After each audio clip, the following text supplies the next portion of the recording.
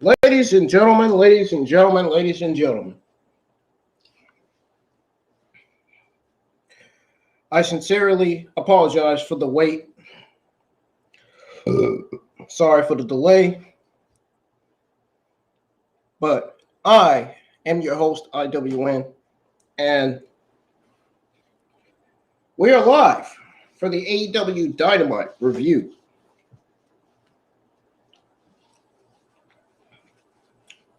Kenny Omega is back. As you guys seen, I'm sure from watching AEW Dynamite, I watched it myself. We got the return of Kenny Omega. And more built for the AEW All Out pay-per-view continues.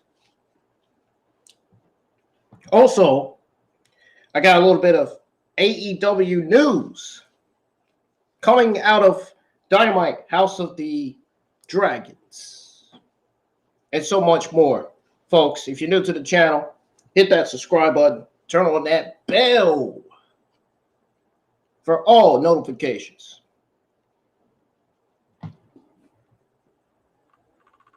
Hit that subscribe button if you're new, don't forget. And once again, turn on the bell for notifications so you don't miss a single SmackDown, AEW Dark, and AEW Dark Elevation watch along that goes live each and every single week. Also, you can follow me on Facebook, you can follow me on Instagram, and you can definitely add me on Snapchat because the links to my accounts are in the description below. So, ladies and gentlemen, shall we begin with the review? Why, yes. I mean, I'm sure you've been waiting for 30 minutes now. So, we're going to get on with the review here. We're going to start with the review, and then we're going to go over the news coming out of AEW Dynamite, House of the Dragons. All right. So, as you all know, this week's episode of Dynamite delivered. It was a really good show. As you all know, there was news on Toni Khan saying that this week's episode of Dynamite may very well be one of the best shows ever. Man, he wasn't lying about that. Dynamite tore the roof off the place, man. That show was fucking fantastic. Brilliant episode of Dynamite this week, man. I was impressed. Absolutely impressed with all the talent on the show, including Bryan, Daniel Garcia, and the Young Bucks, and much more. Now, it says here, for the first time since announcing he would be taking time off to get surgery for an injured foot, AEW World Champion CM Punk spoke to the fans and wasted little time dropping the pipe bombs he has become simultaneously with over his career. He took aim at Heyman Page, keeping that feud alive before turning his attention to interim world champion Jon Moxley. He drew on Moxley's history as 1/3 of the Shield, insulted his friend Eddie Kingston, and insinuated he was the big money draw in AEW. Moxley had less to say, but had no problem throwing hands with CM Punk, resulting in a brawl that needed numerous security guards and AEW coach Ace Steel to break it up. That's how fucking fire this fucking rivalry between CM Punk and Jon Moxley become. This rivalry is fucking like no other. This rivalry is better than the Roman Reigns and Seth Rollins feud over into the WWE. The way I look at it, That is how great this rivalry between CM Punk and Jon Moxley is. You could see the crowd in the arena getting intense. They were excited. They really was. They really were excited for this feud. As much as I was. I'm pretty sure you all that's watching were excited for this feud as well. Moxley. This was a red hot opening segment that saw CM Punk pick up right where he left off back in November with his twinner style or promos. That's what they call them anyway, promos. Targeting top babyface while himself remaining immensely popular with fans. His words cut like a knife. And during the promo, he reviewed that he will square off with Moxley at All Out in Chicago. That match will be one of the most anticipated matches of the year. If the participants can keep up the heat that was omnipresent here. No.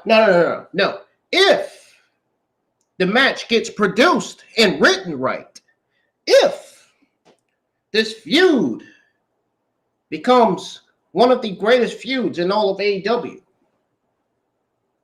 if the match is done right, to where we won't get no DQs or no fuck finishes or anything like that.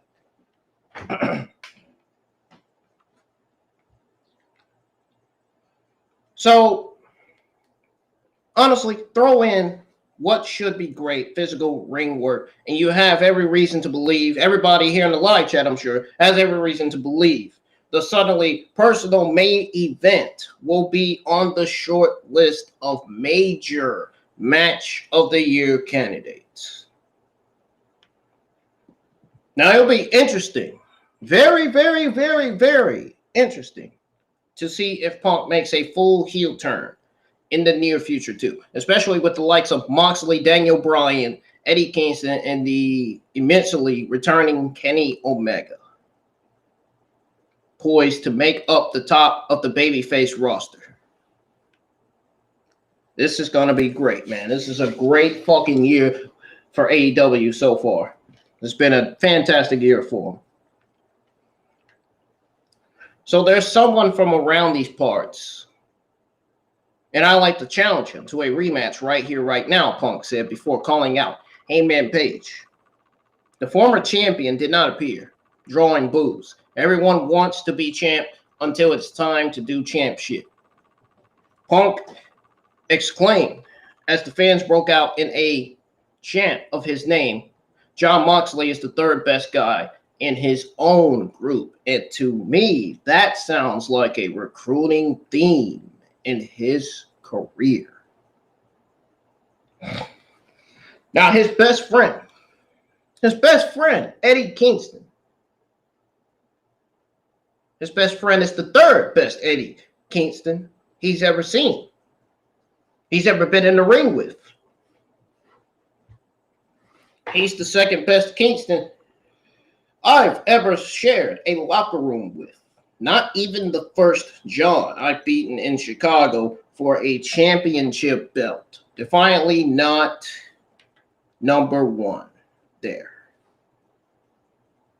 Look out, ladies and gentlemen. CM Punk's dropping pipe bombs. Moxley exclaimed. You think you're the best wrestler in the world. Most of the time, you're not even the best wrestler in catering, Moxley claimed. You could be the heart and soul. I'll be the dollars and the cents. Punk rebuilt it. That's what Punk said. So, you could be the heart and soul. I'll be the dollars and the cents. Punk rebuilt it. What do you guys think of that remark from CM Punk when he said that? What are you guys are thinking when CM Punk says that? Let me know in the live chat. So we both know you ran out of fighting spirit a long time ago. Moxley insulted Punk.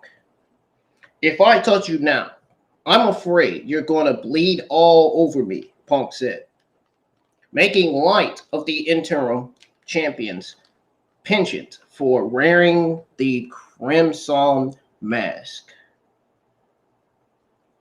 I'm looking forward to seeing what's next with this CM Punk and Jon Moxley rivalry. So we got Danielson versus Garcia. 2 best out of 3 falls match. Daniel Garcia stunned Bryan Danielson 3 weeks earlier to set this up. The young competitor stunned the AEW fans in Charleston, West Virginia, which you guys can see in the background. That is Charleston, West Virginia in the background. By cleanly defeating the American Dragon in the first fall with a Dragon Sleeper. A DDT on the concrete floor during the commercial break. Ouch, that had to hurt. I mean, I know his brain had to be fucking moving after that. So, a DDT on the concrete floor during the commercial break further disadvantaged Danielson. Garcia led 1 fall to none. A blooded Danielson even the score,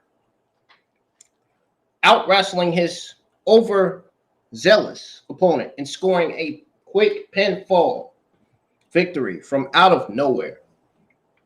Danielson and Garcia tied at 1 fall apiece. The action ensued in fall number 3 with neither man able to grab a sustained offense. Ultimately, Danielson applied a triangle choke to the similarly blooded Garcia, fending off a last gasp effort to fight out of it and transition into a label lock. Sounds like something Ciampa uses, right? Label lock for the submission victory. Danielson won 2 falls to 1. So, honestly, the match was going great so far. It was going solid. So after the match, the competitors exchanged a sign of mutual respect before Chris Jericho left the commentary position and attacked the victor. Garcia stopped him, smacked his fingers away, and stood tall as fans chanted "You're a wrestler."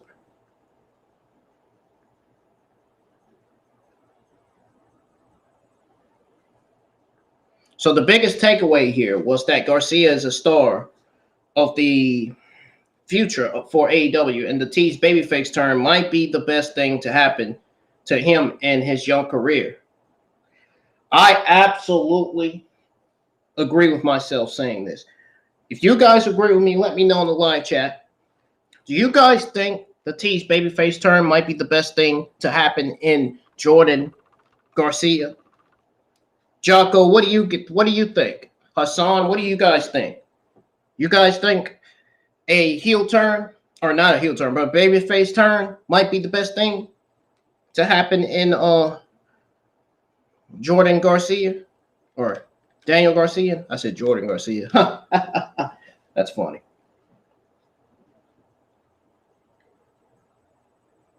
Anyways, sure. Joining the Jericho Appreciation Society earned him credible television exposure, but he never fit in. He legitimately never fit in as a so-called sports entertainer. Given his penchant for badass technical wrestling, Blackpool Combat Club, on the other hand, because you know Bull Combat Club, they got Wheeler Yuta, Daniel Bryan, Cesaro, known as Claudio, and Jon Moxley. I wonder if they're going to add a new member to the Blackpool Combat Club or not. I wonder.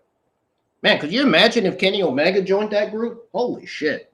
That would be fucking massive. That would be a shock to the AEW fans and the entire IWC community if Kenny Omega joined that group.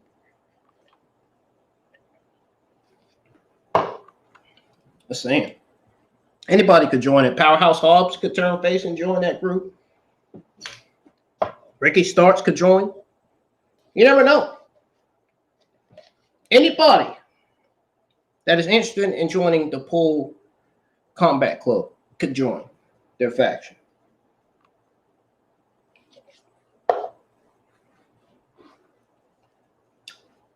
Now, might an alliance with Danielson be into that faction that Garcia needs to take the next step in his AEW career, given his showing here and the fact that his strength is in the mat-based technical style? It would certainly appear so. Guys, if you are enjoying this review so far, hit that thumbs up. Let's at least get 7 or 8 likes in here. I would really appreciate it.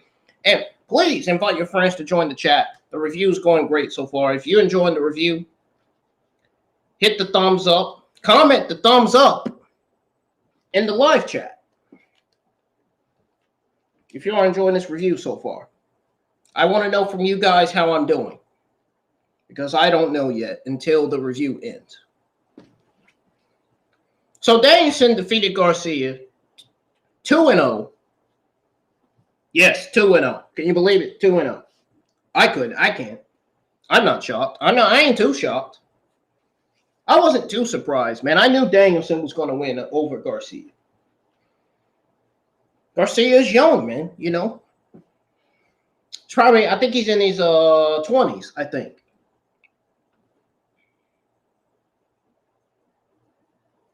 So Garcia flattened Danielson with a power driver that targeted his head and neck. That was one of the top moments. The other top moments was that he put him out to win the first fall with a dragon sleeper. Now, given the promotional tie-in with HBO's House of the Dragon, Garcia dropped Danielson with a DDT on the exposed concrete floor, right in front of guest timekeeper Ricky Steamboat. Makes me wonder, was that very, very disrespectful to Ricky Steamboat? I don't know. At least Ricky Steamboat didn't get hit. Now, if Garcia had thrown Danielson into Ricky Steamboat, he would have got up and did something, man. Because Ricky Steamboat back in the day was that good, man. He's one of the greatest of all time. WWE Hall of Famer, man. For fuck's sake. You know what I mean? The guy had some great matches in his career. We saw Ricky Steamboat versus Randy Savage. Ricky Steamboat versus Hulk Hogan, probably.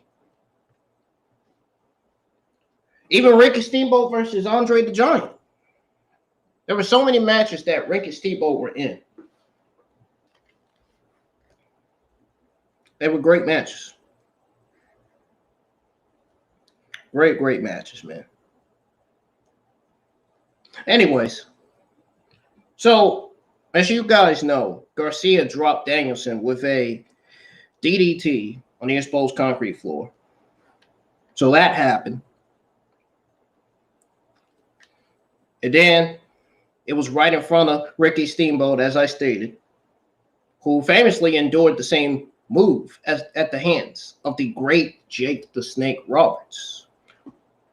Man, how many of you remember the match between Ricky Steamboat and Jake the Snake Roberts? That was one of the best matches back in the day, back in the Attitude Era, man. Holy shit, that match stole the show. It wasn't better than Stone Cold Steve Austin's versus The Rock, though. I gotta be honest with you. Just to throw it out there. The combatants delivered a strong count-out tease. A very, very huge strong count-out tease that saw Danielson narrowly beat the referee's count back in the squared circle. So Garcia utilized his opponent's own running knee against him as Escalibar put him over as a student of the game who studies opponents and uses their arsenals against them. Man, I love Escalibar and his commentary. Escalibar is so great on commentary, man. Taz is great on commentary, and Taz too. Escalibar and Taz both are great on commentary. We need more Taz and Escalibar every single week on Dark, Elevation, Rampage, and Dynamite, because they are two of the best commentators you could ever listen to. Outside of Mark Henry and Big Show. Because Big Show and Mark Henry, they are fucking awful, awful, awful on commentary. Absolutely awful. I would replace Mario Ranallo.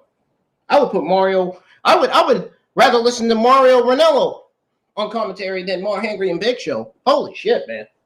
God, Mark Henry and Big Show are terrible on commentary. Seriously, they really are. I'm sure everybody in the community would say the same thing. I mean, not to shit on both of these guys. I know they're Hall of Famers and all, but now, you know, I'm just speaking truth here. I'm just speaking truth. Yeah, I had my PS4 remote control in my hand. Not sure if anybody caught that or not, but.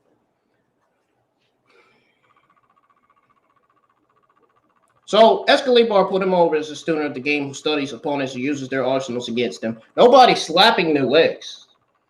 Okay, why would anybody be slapping their legs in the first place? I mean, I don't fucking know. Jim Ross said on commentary, saltier chicken flavored ramen. You must be talking about some oodles and noodles, man, because I love me some oodles and noodles. I'm pretty sure you guys in live chat love some oodles and noodles too. What kind of oodles and noodles have you guys had before? I want to know in the live chat. So Moxley called out Punk. Steamboat confronted Jericho. Varsity Blondes versus the Ass Boys, known as the Gun Club. I don't know why they called them the Ass Boys. Why can't you just call them the Gun Club? Jesus Christ. Such a lame-ass garbage name, man, the Ass Boys. Where did they even get that shit from anyway? Where did they get that shit from? High school? My goodness. The Ass Boys. Give me a fucking break.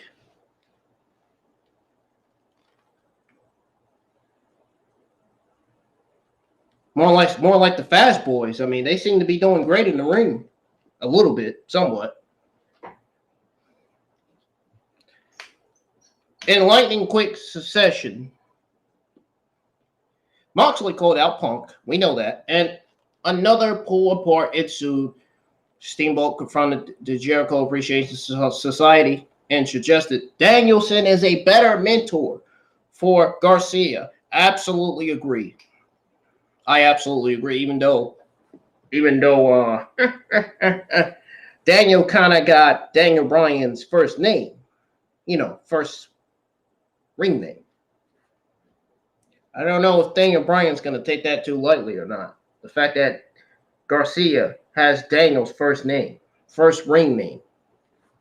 I don't know. I don't know, man. Oh my goodness. Anyway. Danielson is a better mentor for Garcia, and the Gun Club squashed the Varsity Blondes in mere seconds. So in other words, you mean to tell me the Varsity Blondes got wasted and fucking buried on AEW Dynamite, House of the Dragons, right? They should be in the ranks in the tag team division, yet they're losing to great tag teams like the Gun Club? Come on, man. Come on, Tony Khan, AEW. You cannot be wasting the Varsity Blondes like this, man. The Varsity Blondes. I'm telling you, man, these guys have been overrated, man. They have been unutilized on TV. These guys deserve a push, man. They really do. Brett Garrison and Pillman Jr., they are so great in the ring. They're so great in the ring that I think they absolutely deserve to be AEW Tag Team Champions.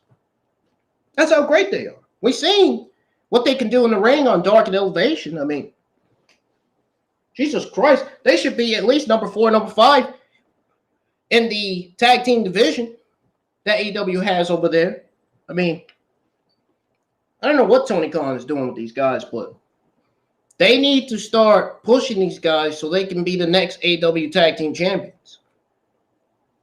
I would love to see the Varsity Blondes feuding with teams like Private Party, Andrade El Idolo, Rush, and all these tag teams and all these factions they got in the division. We've seen the Varsity Blondes feud with House of Black already. Man, could you imagine Varsity Blondes versus FTR? Holy shit. I think we would, at that point, we'd see some old school wrestling. What about Pillman Jr. versus Brock Anderson? Man, that'd be a great match. Two baby faces. Well, I don't think babyface versus babyface makes sense, but it'll be a great match still. You know, you got the son of Bryan Pillman Jr. or Bryan Pillman. You got the son of Iron Anderson. Sons versus son. Son versus son. Man, if Bryan Pillman was still alive, he would be at ringside watching Bryan Pillman Jr. in his match against Brock Anderson. And Brock Anderson's father, Iron Anderson, would be at ringside. That would be a great match, man. That would be a good feud. All you have to do is turn either Bryan Pillman Jr. or Brock Anderson heel. I think I would have turned Brock Anderson heel and have Bryan Pillman Jr. babyface. I think that's the way I would do it. I think that's the best way to go about it. But that's just me. I mean, don't get me wrong. Colton and Austin had a dominant victory over Brian Pillman and Griff Garrison, but Brian Pillman Jr. and Griff Garrison, the Varsity Blondes, come on, man. They deserved better. They really do. These guys deserve so much better. These guys do not deserve to get wasted on fucking television like that. That's fucking ridiculous. That shit was so garbage, the way they got wasted like that. No team like that deserves to be used for fucking seconds on TV and then get wasted and then ultimately lose. Come on, man. That's not right. That's not cool at all. That is not fucking funny at all. That shit is not fun.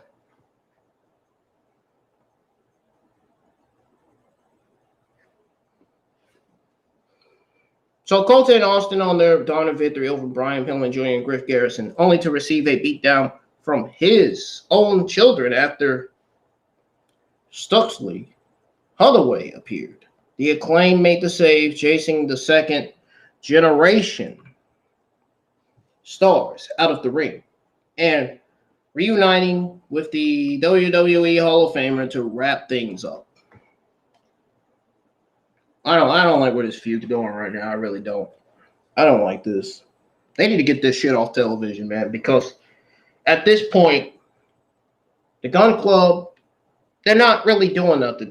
AEW is just doing nothing but put Billy Gunn back with the Acclaim. I mean, Billy Gunn doesn't even fit with the Acclaim. What is he doing with the Acclaim? Both the Varsity Blondes and the Gunn Club should be pushed in the tag team division. Why are we seeing these guys in the low rankings? What's going on? I don't get it. Every tag team deserves a push every now and then, right? Just like every single male and female competitor deserves a push. And I can understand why Triple H hasn't used Lacey Evans on TV. I can understand why everybody's not a fan of Sonny Kiss, Amy Sakura, or Leva Bates. I mean, even I'm not a fan of those three female talents because they're fucking awful in the ring. And their theme songs are fucking trash.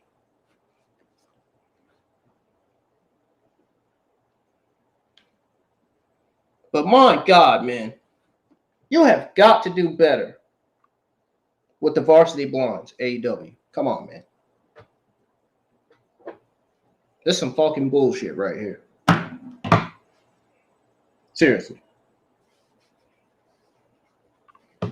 Oh, man, I really feel bad for the Varsity Blondes. I really hope they get the push that they deserve, man, because this is not right.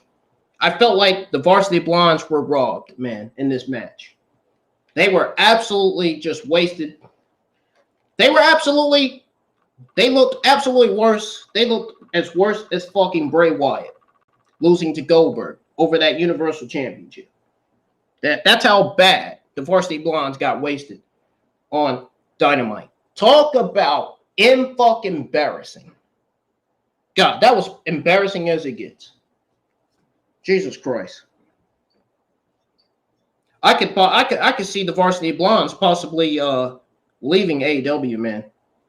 Because AEW is not using the Varsity Blondes right now. The Varsity Blondes are barely even getting any TV time. Talents like Ethan Page is not getting TV time. Talents like Brian Cage is not getting TV time. You got all these talents, and yet some of them are not getting TV time. I don't understand why. I don't get it. Tony Khan, I hope he knows what he's doing, because I feel like at this point he has signed way too many talents. Way too many talents. And half of them are former WWE stars.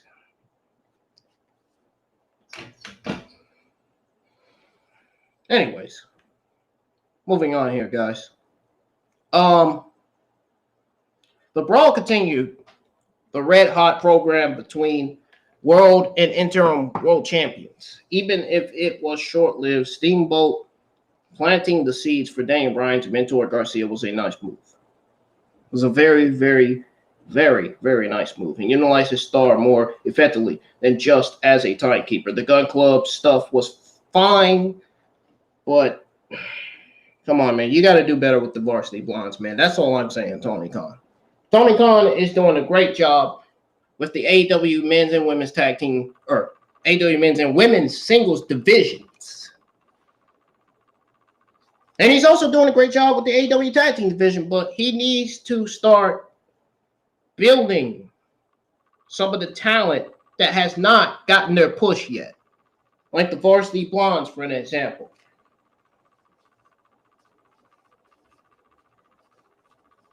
Luchasaurus and Jungle Boy got their push. House of Black need to be getting their push, man. They aren't even the AEW Trio champions yet. I could see them being the AEW Trios World Tag Team Champions eventually, though. And that'd be great. That's going to be absolutely fantastic, man. It's going to be as beautiful as the sun outside to see them holding those titles one by one.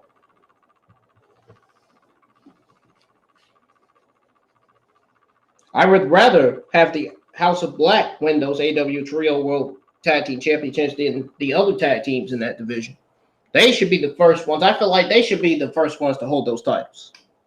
More than anything. House of Black deserve those titles, man. They worked hard to get to the top of the AEW singles division and AEW men's singles tag team divisions. Just saying. The Gun Club stuff was fine. Anthony Bowens and Max Caster scissoring Daddy Ass was not a fun call, but a terrible call by the commentary team, because I didn't like the word scissoring Daddy Ass. That sounds gay to me. Just saying. But the Acclaimed really is better than all of this and needs to move up the tag team ranks quickly to take advantage of their considerable popularity at this point. Yeah. Cement, that's concrete, baby. Yeah, like he said. Anyway, Steamboat recalled his feud with Jericho, giving the confrontation some backstory and gravity. Scissor me, daddy ass. Blech. Disgusting. Bowens exclaimed, I can't believe I even said that.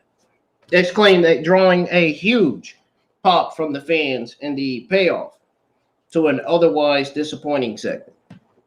Yeah, this shit was fucking terrible. They need to get this feud off of TV quick and get to the Acclaim to where they really need to be. In the fucking tag team ranks. Hell, the Acclaim should be at least number 3 or number 4 right now. So now we got this Jungle Boy and Christian feud. But sadly, guys, the feud between Jungle Boy and Christian Cage wrote its latest chapter this week. Not the last chapter, but its latest chapter. With the former officially challenging Captain Charisma to a match at All Out. Cage, a awesome heel of the great kind, tried talking his way out of the match by reuniting with his former protege. It did not work. Jungle Boy beat the ever-loving hell out of the former WWE and Impact Wrestling World Champion, repeatedly bashing his skull into the steel stairs before doctors broke up the beatdown. Sorry. Just thought I had something in my throat there. I didn't know if it was a freaking bug or was a freaking cotton or something. I don't know. This was really smartly booked. Mostly because it supported what Cage claimed in his promo. Jungle Boy is out of control and allowed his rival to manipulate him into proving it. The grizzled veteran is light years ahead of the younger competitor. Will utilize his experience to get him as far ahead as possible. Now, the storyline has been one of the best in all of AEW for months now. And it does not appear that will change anytime soon. I'm definitely giving this feud an A+. I mean, this was actually great. You want to talk about moments. Cage telling Jungle Boy that the young babyface went too far, made things too fucking personal. Was a great bit from a heel who is making the most of this run with one of AEW's young pillars. I gotta admit, I gotta be honest. The Jungle Boy Christian Cage feud is way better than that awful Gun Club and Acclaim feud. That feud needs to get off TV. The Gun Club and Acclaim feud is absolutely terrible. I didn't like it. I'm pretty sure Tino didn't like it either. Backstage, TNT champion Wardlow in Ring of Honor and AAA World Tag Team Champions FTR challenged Jay Lethal, Satnam Singh, and Sanjay Dutt. I don't even know why they got this guy in AEW. What can he do? I don't understand that. To a 6-man tag. We got Toni Storm versus Colin King. I guess this is a match to hype up the AEW World Championship match that is going to take place at All Out between Toni Storm and Thunder Rosa, I think. Do you guys think that Thunder Rosa is actually going to turn on Toni Storm? Or do you think Toni Storm is going to turn on Thunder Rosa? What do you guys think is going to happen in that match? I don't know. But something tells me this is leading to a Haru, you know that Shida, Haru Shida? Remember? We saw Haru Shida teaming with Thunder Rosa and Toni Storm. And remember on that watch along, I said it looked like Haru Shida never got tagged in that match. That could be a signal for a Haru Shida heel turn. I think Haru Shida is going to come out and ruin the match by turning heel on Thunder Rosa and Toni Storm, the way I see it. Because Haru Shida never got tagged in that match. Never have I saw Haru Shida tagged in her tag match with Thunder Rosa and Toni Storm against Emi Sakura. Oh, God. Emi Sakura, Nyla Rose, and Marina Shafir.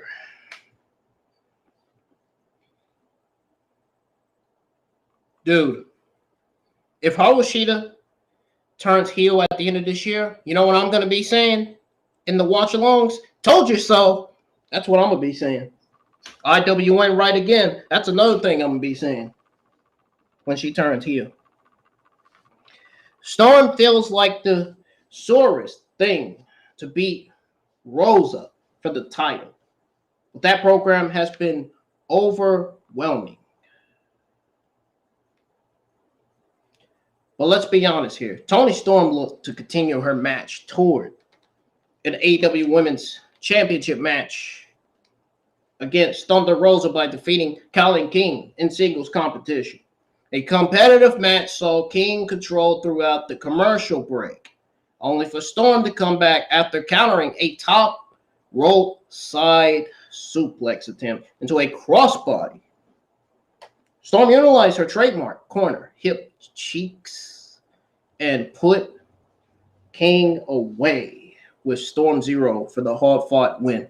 Colin King is another star that did not deserve to get used and wasted on TV. She didn't deserve to get used, but she didn't get used right. That's what I'm trying to say. In other words, she only had 2 seconds in this match against Toni Storm, and that's it. 2 seconds. 2 seconds. Didn't even fucking last long, man.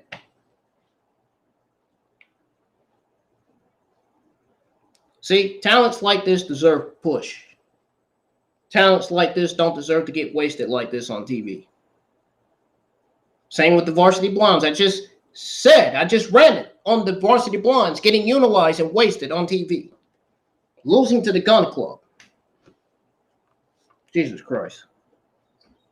I don't understand what AEW is doing here, but talents like this, talents like Colin King, they don't deserve to be wasted like this and then be embarrassed on top of that. That's almost like saying, well, Colin King, this is your last match. Looks like you're going to lose this one. You're going bye-bye. I guess this was Colin King's last match to send her way out of the AEW Women's Division. Is Colin King even all elite? That's my question. Is she even all elite? And what happened to Maddie Rakowski and Jasmine Allure? Where is all those talents at?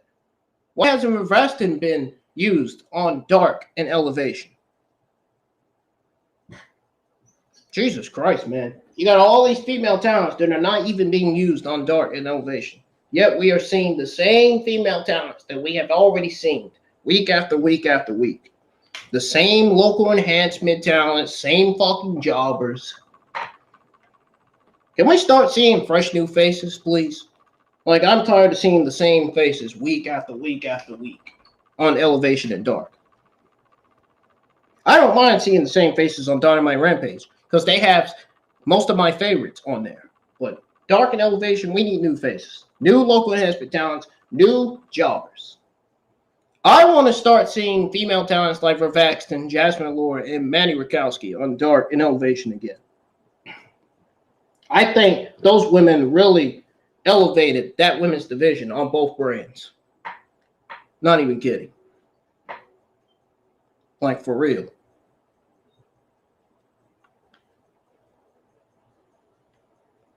So, Storm feels like the sorest thing to beat Rosa for the title, but that program has been overwhelming, to say the least.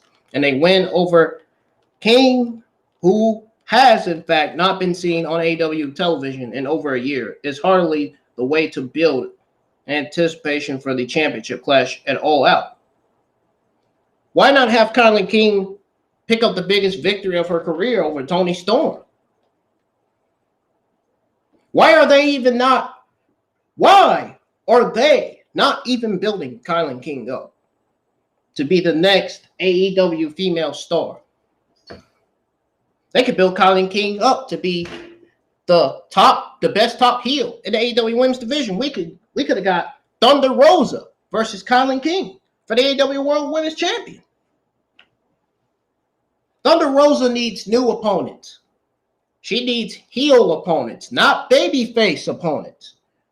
Why are we getting Rosa versus Storm? Nobody asked for this. Well, I didn't ask for it. I mean, don't get me wrong. Rosa and Storm are my favorite AEW female stars, but I'm pretty sure me and the other people in the community would say that nobody asked for this match. So pretty much nobody cares. But that match is going to be a banger. Either way, it's going to be great.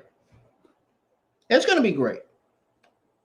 With that being said, King is a strong wrestler who probably should have been signed to a company during her last run there. Hopefully this opens some eyes about her ability to be a player in the most inconsistently booked division in the company. Now, let me tell you guys something. Babyface versus a babyface doesn't make sense. Heel versus heel definitely doesn't make sense. So why are we getting Rosa versus Storm? They're both babyfaces, right? Are they booking this match because? Are they booking this match because this is signaling a heel turn for Harushida, or are they booking this match because one of the female talents in this match are going to turn heel? Are they booking this match to turn because Toni Storm's going to turn on Thunder Rosa, or are they booking this match because Thunder Rosa is going to turn on Toni Storm?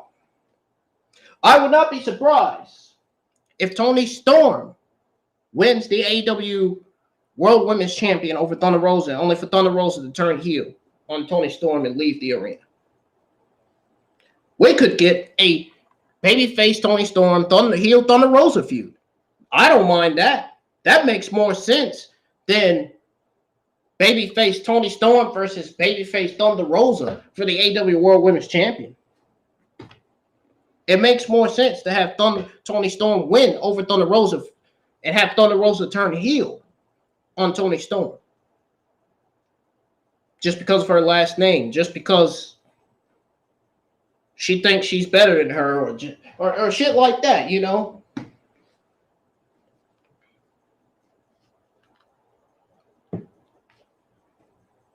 I don't know. Something tells me that this match is signaling for Harushida to come out and ruin the match and beat down Rosa and Toni Storm because she's either jealous of both of them or she never got tagged in the fucking tag match. I don't know. This is just me guessing, man. This is just honestly me taking a guess. Why don't you ask JD over there on Off the Script? Pretty sure he'll give you an answer. Given that he's the only smartest, greatest podcaster in the entire IWC. He's one of my many inspirations, by the way. So if you don't like that JD is one of my many inspirations, you can kindly get the fuck out of my chat. Anyways. So the commentary team did an advocate job of putting King over as a threat to upset Storm and the number one contender as someone ready to challenge Rosa for the top prize in the division.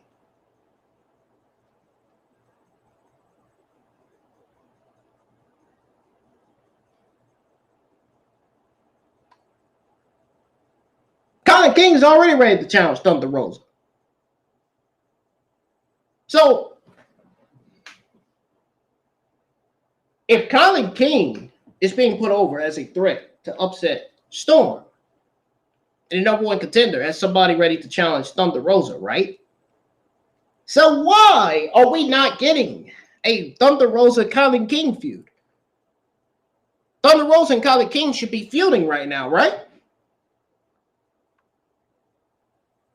So let me ask this. Why did we get Toni Storm versus Colin King? Is Colin King a heel or is she a babyface? She certainly wasn't acting like a heel in this match. She was certainly acting like a babyface, right? Something's not clicking here. Something's not clicking. Something's not clicking with this. I don't know what it is, but something is not clicking right.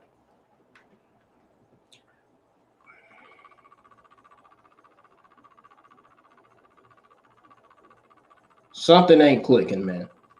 Anyways, we got the AEW Trios title tournament quarterfinals. The Elite versus the La Fashion, known as Andrade El Idolo, Rush, and Dragon Lee.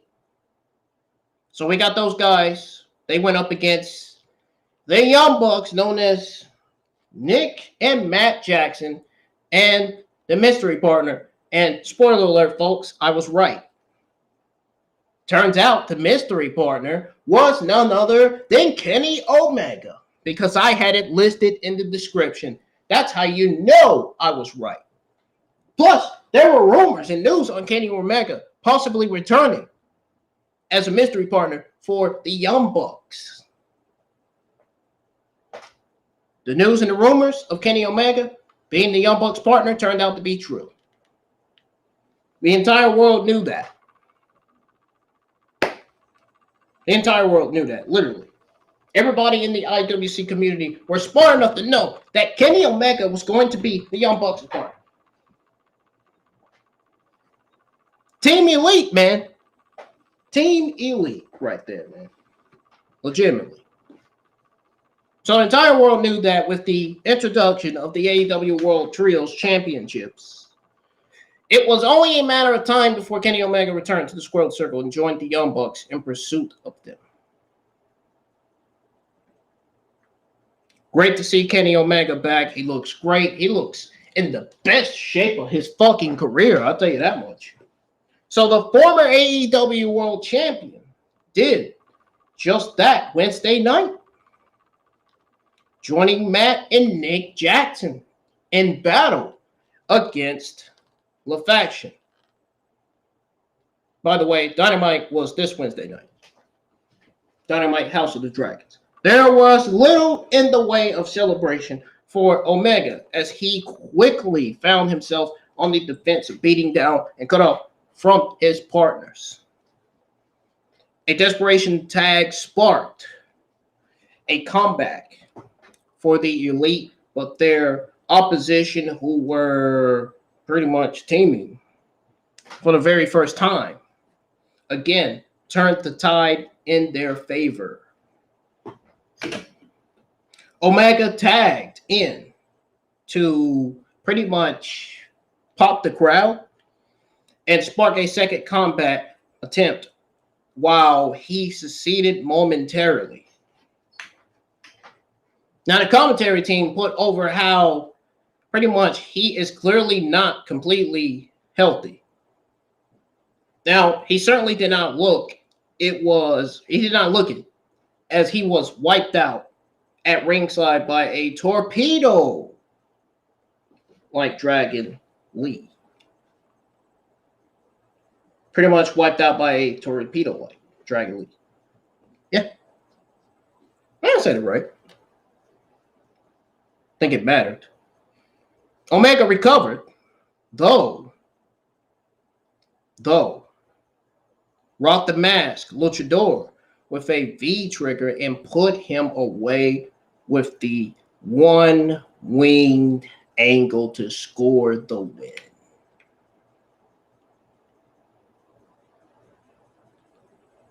And just like that, the march to All Out has picked up considerably. Omega may not be healthy, or he may be expertly selling pretty much the idea he is not. Now, the idea he is not, but his presence was met with overwhelming positivity by fans who love for him has never waned. Never ever waned. Well, it was great to see him back in AEW. It is his health that will be the story of the match and the forthcoming tournament semifinals match. He spotted a brace, nursed his shoulder, and barely executed his finisher to win the match. Now, let me know in the live chat or in the comments below after the review ends what you think of this tag match between Team Elite and La Faction, known as Andrade, Whoosh, and Dragon Lee in that faction. Now, is he fully back from injury, or is he simply part of a narrative that will pretty much culminate with Omega rediscovering his confidence in health to win gold with his best friends? It is the most prominent and interesting story worth watching, folks. In a tournament that feels very, very, very much like a foregone conclusion. And this was a hell of a goddamn brilliant main event. I'll tell you that much. I watched the main event. It was great. One of the greatest main events that AEW's ever produced. One of the greatest main events that AEW's ever gave us. Us, me, and you guys in the live chat. And everybody else in the community. The IWC community on Twitter and Instagram and Facebook. And YouTube. This was a damn good main event, elevated by the presence of the Bucks and their ability to show and show out. Their ability to show up and show out regardless of the situation. While they will always have their critics and deradicators. Directors, that's what I call it, directors. Some people call it deradicators. That's not the right way to call it. Their consistent ability to deliver in key situations is second to none. And tonight, they helped elevate a match that was more story heavy with the Omega injury stuff than some may have expected. Now, as you all know, the Elite defeated Love Faction, and I was smart as hell too, and I was right. The Elite, man. Holy shit. Man, see how smart I am, man? Jesus. At least my only favorite podcaster in the IWC JD is not the only one that's smart when it comes to wrestling. When it comes to news as well. Omega wore a black shirt and should brace, putting over the idea that he is pretty much not 100% healthy. The pop for Omega's return was enormous and highlighted. It was, you can bet your ass it was highlighted, man. The love the AEW faithful have for the former world champion. Now, on the heels of the announcement that CM Punk and Jon Moxley will battle to determine the undisputed AEW world champion on free TV next week, Asuka Lebar, one of the best commentators on AEW, added context. He added context by reviewing Tony Khan knows there will be no controlling them until All Out. Drop my croissant. Damn, man. So they will settle things next week. A great bit of dialogue from the lead announcer. Joe Biden, wake up. With Rush and Jones holding Omega on the guardrail. Lee delivered a top suicida that sent both he and the cleaner into the pretty much stands. DD mega doo-doo. Okay, I don't know what that was about. That was inappropriate. I didn't want to hear that.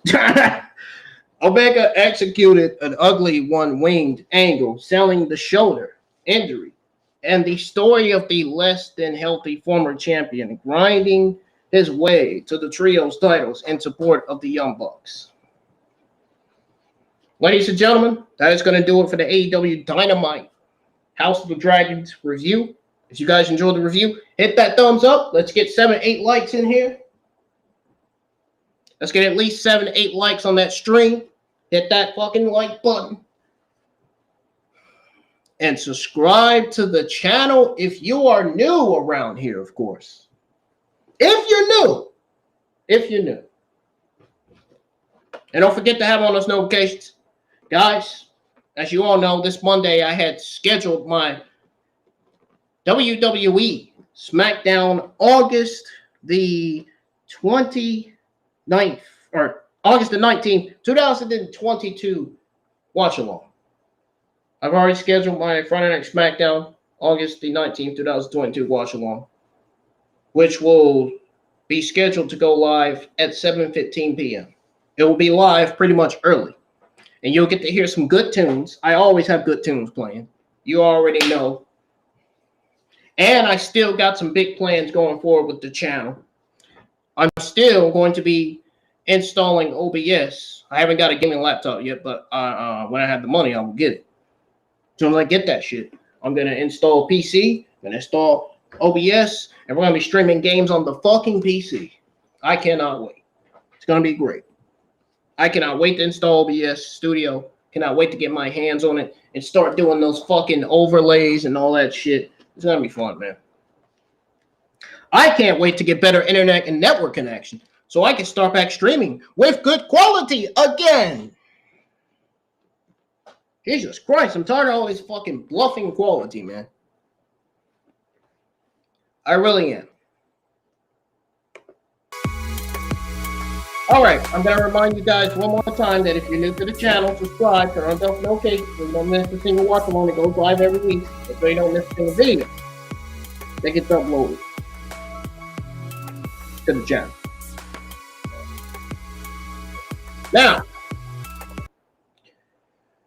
moving on to some of the AEW news that came out of AEW Dynamite House of the Dragons show.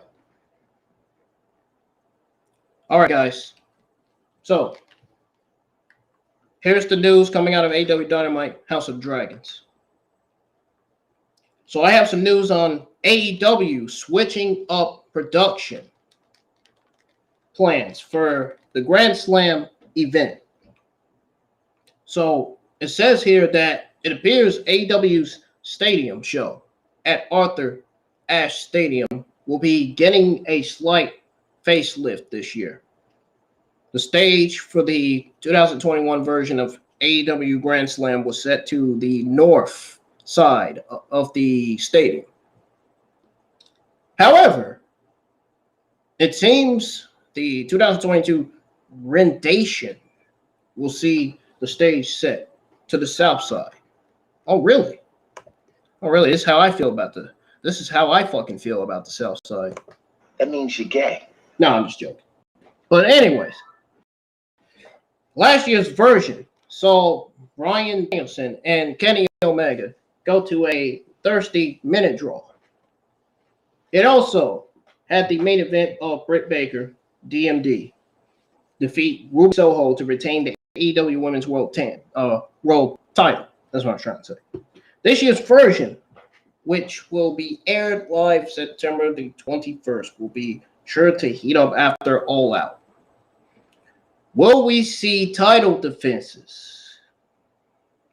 Do you guys in the live chat think we'll see title defenses? I sure think we will. Certainly. Will we see a returning MJF? Well, nobody knows at this point. Nobody knows at this point. And just like nobody knows at this point whether MJF has beef with Tony Khan and AEW or not. Still. But judging by last year's show, it will be filled with intriguing content. Ooh, intriguing content. Oh, really? Man, I can't hardly wait. That's going to be something, isn't it? Intriguing content? You guys hear that? Intriguing content. You guys think of that? Man, you know what it's time for? It's time to kick gum and chew ass.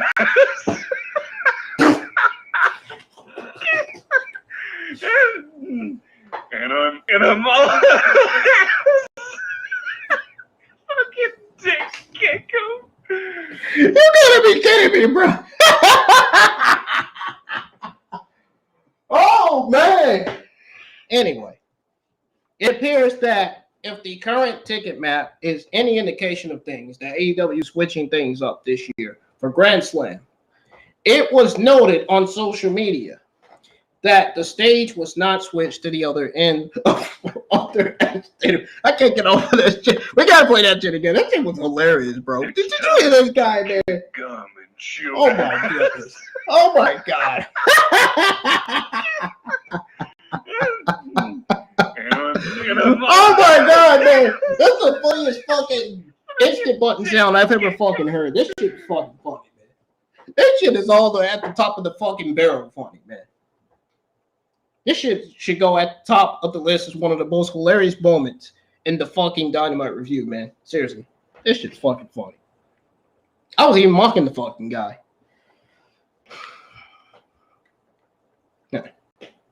I don't know. Is it me just being funny or overrated? Not sure. Are you guys excited for the next Grand Slam event?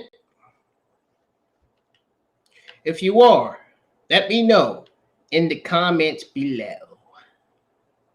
Because you know for a fact that IWN is excited. And AEW's even tweeted the Grand Slam arena, the stage. And get this. It appears that if the current ticket map, again, is any indication of things, AEW is switching up things this year for Grand Slam. Oh, and by the way, just thought I'd give you guys a little info on this one. Wait a minute. Wait for it. Because, you know, my wrestling sources in the community, they keep me up to date with AEW and WWE news. Wait for it. There it is. Folks, it was noted on social media. It was absolutely noted on social media. The stage was switched to the other end of Arthur Ashe Stadium. Yeah. Good to know, man. Good to know. This wasn't the real piece of information we needed to know. This is information that we, as a community, already know. Yeah, you could think sources fight on Ringside News for this information, right? Yeah, what?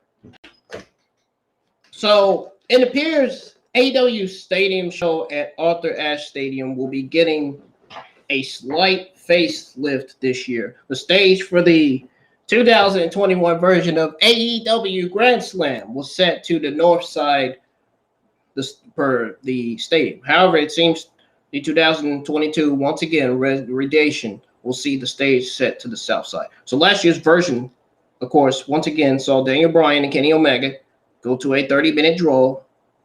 Britt Baker defeated Ruby Soho. This year version, which will be aired live September 21st, will be sure to heat up after All Out. Now, once again, I'm not sure if we're going to see MJF back in AEW or not. I think there's rumor that he still has beef with Tony Khan. I don't know why he has beef with Tony Khan. I mean, ask the smart people in the community that know. I don't know, man. But at this time, there have not been no reports. There hasn't been any reports as to why this change been made. But it could make for an interesting change of camera angles. Maybe.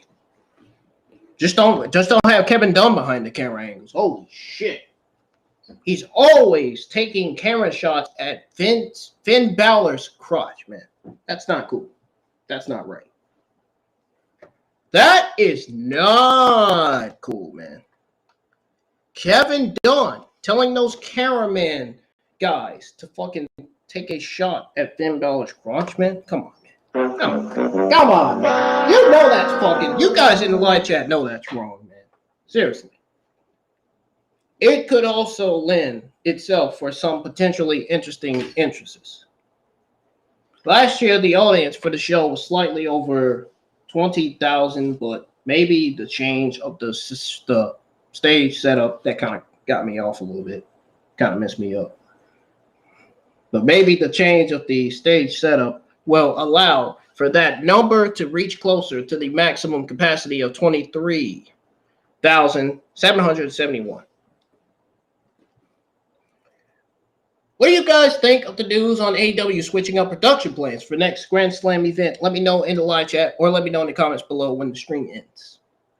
Well, actually, when the AEW Dynamite review ends. Excuse me. Anyways, moving on to the next news. We have news on Daniel Garcia teasing new character direction during AEW Dynamite this week. So it says here, and I saw signs of that too, and I'm pretty sure you guys watched Dynamite and saw signs of that too. I even watched video clips on AEW YouTube channel, on the All Elite YouTube channel. I was watching clips of that. I noticed that. That's a signal. That signals a babyface turn for Daniel Garcia. Man, would you like to see Garcia turn on Matt Parker? Or Matt Menard? You know, that fat slob Matt Menard and that one-handed guy is his friend, his best friend, his buddy. Would you like to see him turn on the Jericho Appreciation Society? That'd be great. That'd be great, man. But Daniel Garcia as a heel was great, man. He did a great job as a heel. He was really, really good. I think Daniel Garcia turning face will take him ultimately to the next level in his career. I really do. I really, really, really agree with this. I really do think AEW is making the best decision ever to turn Daniel Garcia babyface. Daniel Bryan being a mentor for Daniel Garcia would be one of the greatest decisions that Tony Khan and AEW has ever made. I'm telling you right now. No shit. I could see Daniel Garcia being a new member of the Blackpool Combat Club. You guys didn't think about that, didn't you? I didn't think about it until now when I brought it up just now.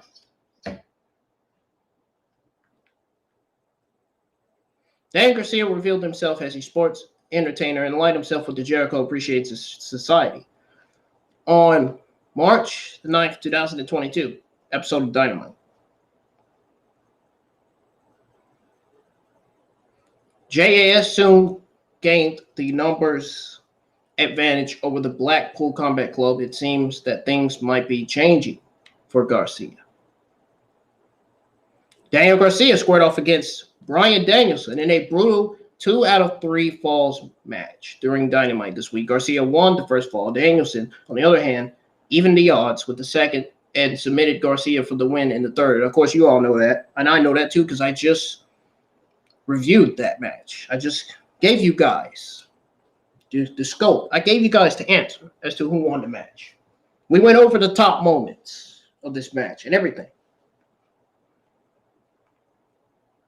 So the American Dragon encouraged Garcia to shake hands after the match, but was laid out by Chris Jericho. Oh, man. Talking about one of the all-time greats. Chris Jericho is definitely one of the all-time greats. He's one of those on the top of the list who left the announcer's table to attack Bryan Danielson, another all-time great, from behind.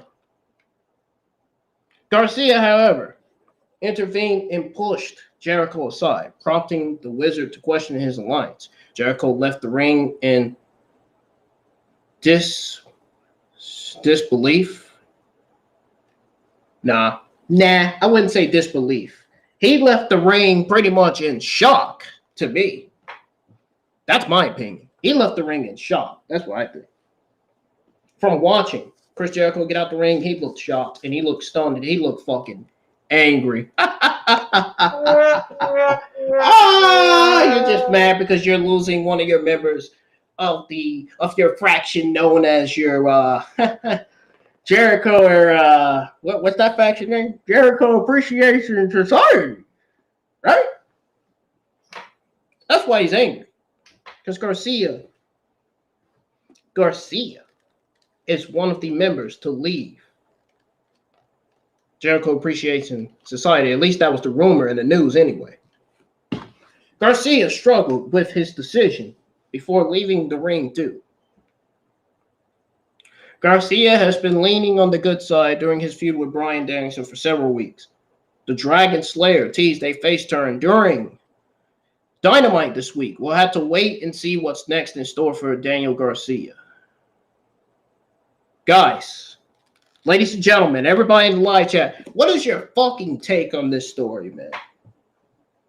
What is your take on this story? I want to know. I am interested to know from every single person watching this review. What is your take? Let me know in the live chat. Let me know in the comments below when the review ends. Please, I would really appreciate it. I would love to see you guys' thoughts on this in the live chat right now. I want to know. What is y'all's opinion on this, man? I mean, Jesus Christ. I think Daniel Garcia is going to be great as a babyface. He's already been great as a heel. Just imagine what he can do as a fucking babyface. He is going to be one of the best top babyfaces in the AEW men's division.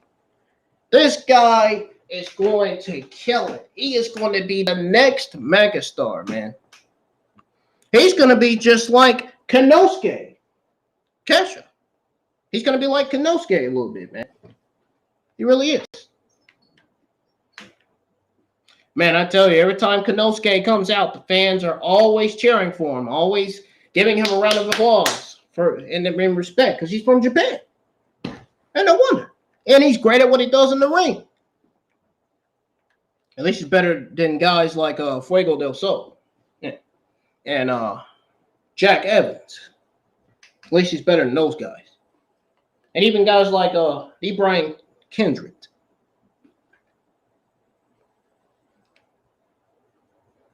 Who we haven't seen on Instagram, or not on Instagram, who we haven't seen on AEW due to his terrible inappropriate comments on Twitter. You know when he made that comment about those weird comments. I don't even want to say it. I don't even want to mention those weird comments he made on Twitter. I don't even. You guys know what he said. And if you want to say it in the live chat, you can. I don't care. I don't want to hear myself saying what Bryan Kendrick said on Twitter. Honestly, I just don't fucking care. I'm tired of negativity. I don't want to hear about negativity. It's already enough that every day all we hear is somebody killing somebody else, somebody stabbing somebody else, somebody shooting this person, or somebody shooting that person. God, man. I am so tired of hearing that stuff. Like, positivity, for fuck's sakes. Hello. My goodness. Why can people be more about positivity? Why does these negative people out here got to be more about negativity? Well, you know what? Probably because half of them are criminals. Probably because half of them weren't raised right. And most importantly, probably because they have no goddamn common sense. Bingo. Anyways. So the next news we have here is the AEW World Title Unification match and more booked for Dynamite this week. So, the August the 17th edition of Wednesday Night Dynamite emaned from Charleston, West Virginia. It was action-packed from start to end. Matches for next week's Dynamite were announced last night for Cleveland. And it looks to be another epic night. Oh, man, I can't wait.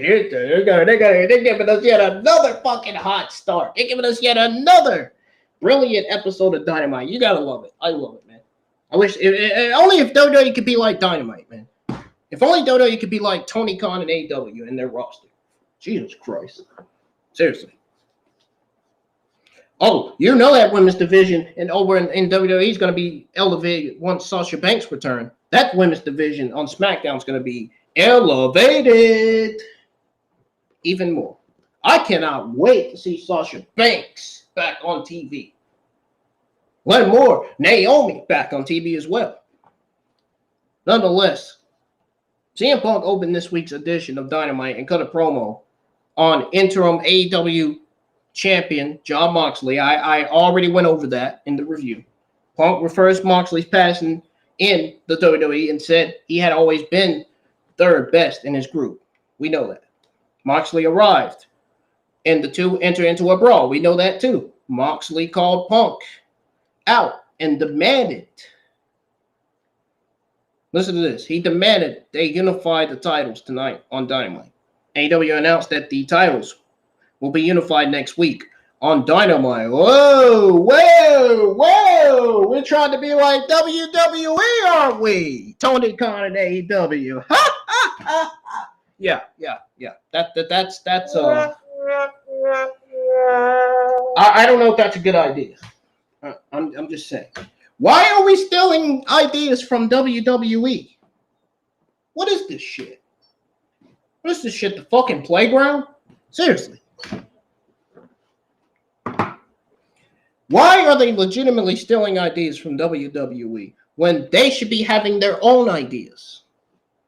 And please don't tell me they are fucking utilizing AEW Women's Tag Team Champions. Please don't tell me they're going to be introducing those. I hope to God not. I hope to God they are not introducing AEW Women's Tag Team Champions. Because you know there's going to be some unhappy AEW fans if they introduce AEW Women's Tag Team titles. There are too many titles in AEW right now. Way too many. Some of them's got to go. That FTW Championship, for an example, that needs to go. Burn that title. Too many. Way too many, man. But you know what? I don't mind seeing Hook as the FTW champion. I mean, at least he's getting used. At least he's getting some kind of push in AEW, right? At least Hook is undefeated as FTW champion, right? So, no complaints on that.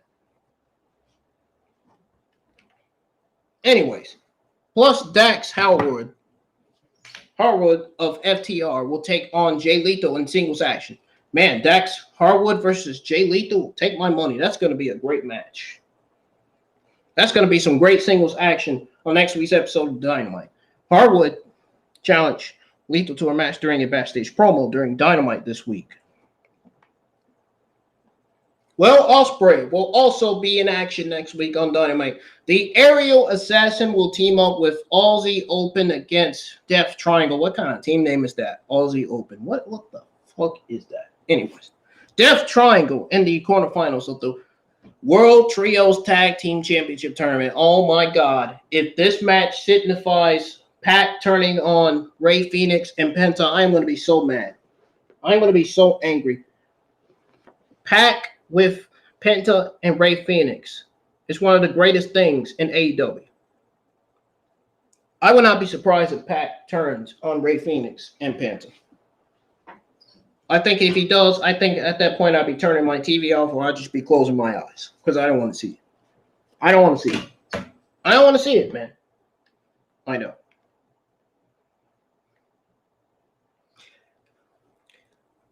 This is where I think Kip Sabian is going to interfere in this Trios Tag Team Championship Tournament. It calls Pac the loss to Aussie Open. I wouldn't be surprised. I would not be surprised if Kip Sabian actually comes out and causes Pac the loss. And we get a Pac-Kip Sabian feud for the all-around AEW Championship. I wouldn't be surprised. So this is the full card for next week's Dynamite. CM Punk versus Jon Moxley. This is the undisputed AEW World Championship match. So then we got Death Triangle versus Aussie Open in the Trios Tag Team Championship Tournament quarterfinals match. Then we got Dax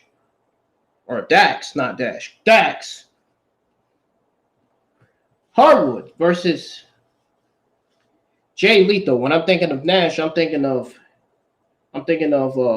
Kim Cash.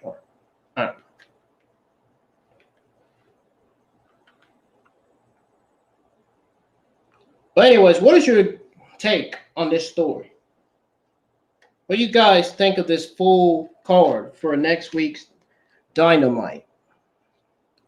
I'd say Dynamite is going to tear the roof off the place again, man. With these matches booked, Dynamite next week, I get this episode an A already because I know it is going to deliver. I know it's going to be great, especially with Dax Harwood and Pac on the show. You know Dynamite is going to absolutely deliver. It is not going to miserably fail, and it's not going to disappoint, especially to those of you who watch Dynamite, to those of you that are AEW fans like myself, of course.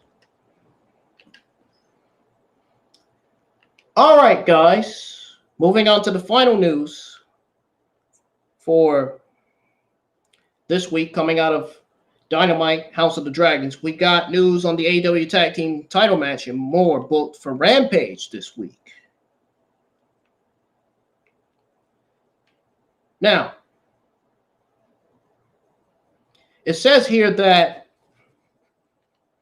it pretty much says here that Vanellope Ford was working to become a mainstay on AEW television before an injury caught up to her.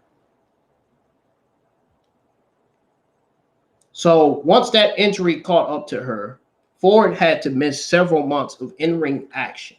Tony Khan said he can't wait to see what's next in store for Ford. Vanellope Ford will return to in-ring action this Friday on Rampage. Ford will square off against Athena in singles match.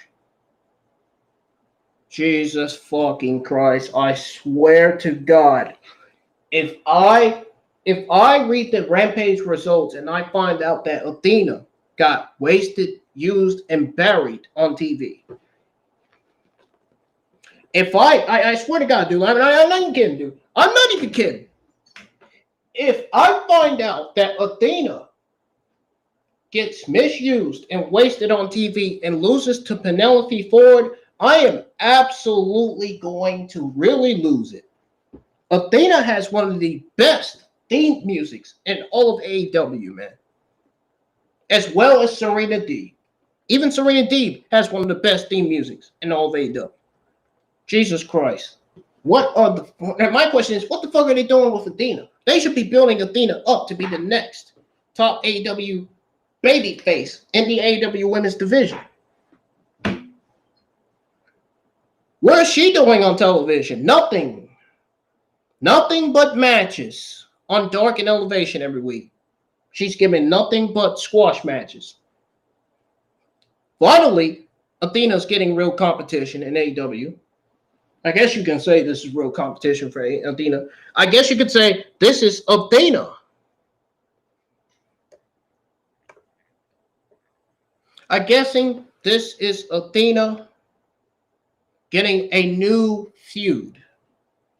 So I'm guessing Athena is going to be feuding with Vanellope at this point. I mean, why else would they be booking Vanellope Ford versus Athena?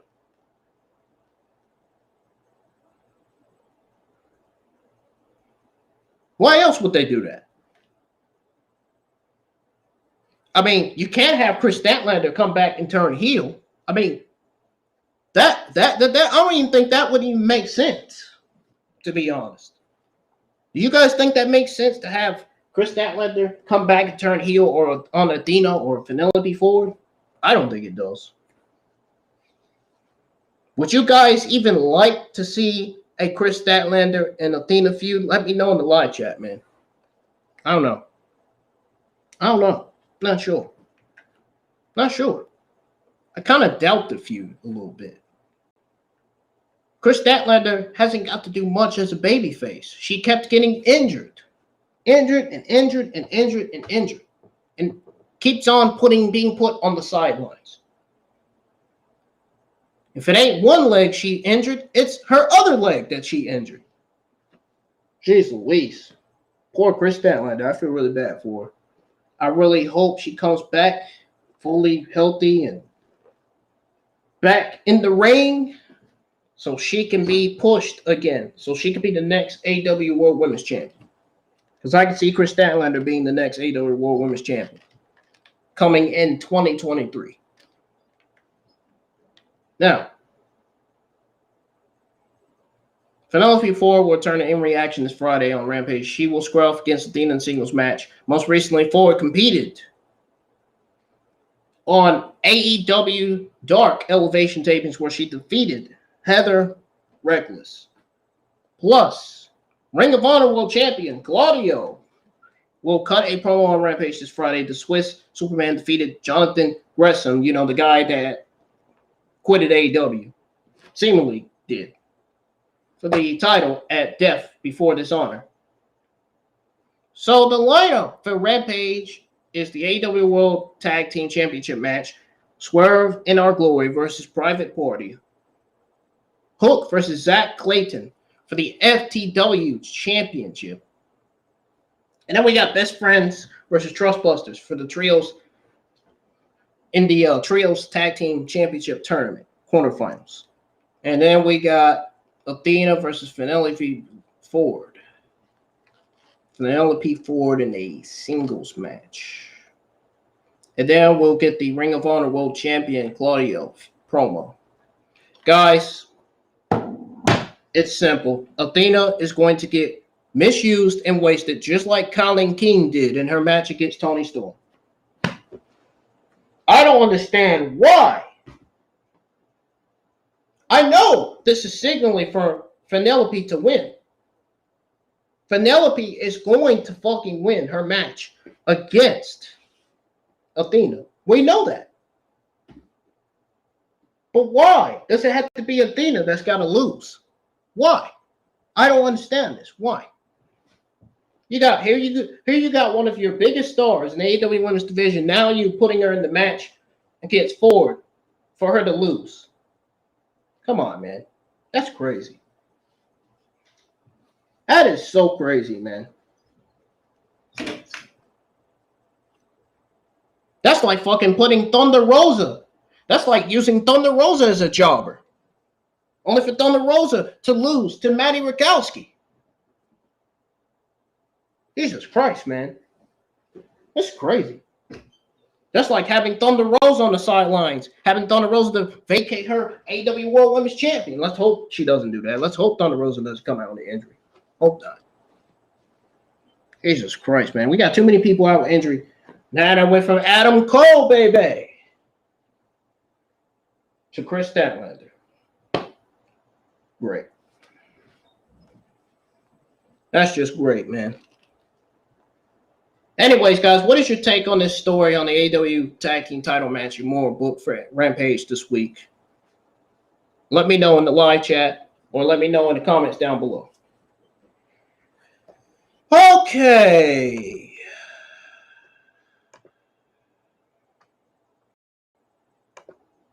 I think it's time I start working my way out of this fucking review. I think it's time in other words, get the hell out of here.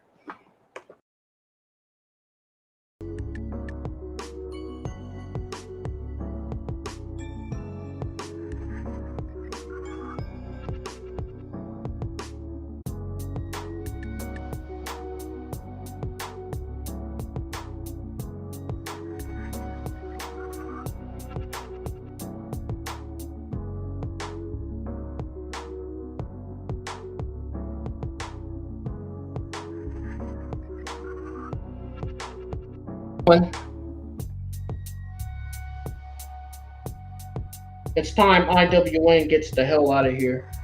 Time I get the hell out of here, man.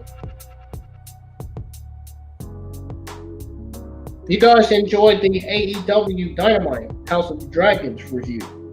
Hit that thumbs up on the stream. If you're new to the channel and want to see more AEW Dynamite reviews from me, as well as more SmackDown and Rampage reviews from me as well, hit that subscribe button, turn on that bell for notifications so you don't miss those reviews that go live each and every single week, so you don't miss my watch-alongs that go live each and every single week, and so you don't also miss a video, even though I haven't uploaded videos yet, but still. Always have on your notifications, because you never know what I'm going to do on the channel. I may do something different next week. You never know.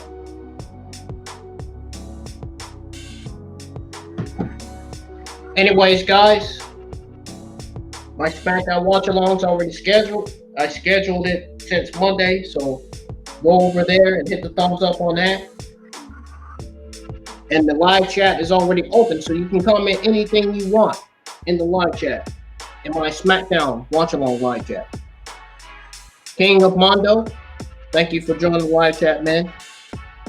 If you can't hit the thumbs up on my SmackDown watch-along, man, I appreciate it. And please, you are invited. King of Mondo, you are invited to join my SmackDown watch-along. You are invited to join the live chat for my SmackDown watch-along at any time. I'm going to remind you again. You are invited to join the live chat for my SmackDown watch-along at any time, man.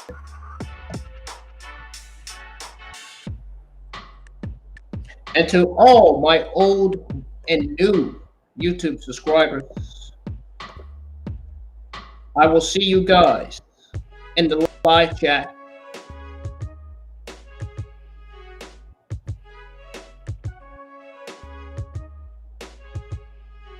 Sorry, something on my phone cut me off. I'll see you guys in the live chat for Friday Night SmackDown episode 33. Man, that episode is going to be a banger. I can't wait to see that face-to-face confrontation between Roman Reigns and Drew McIntyre.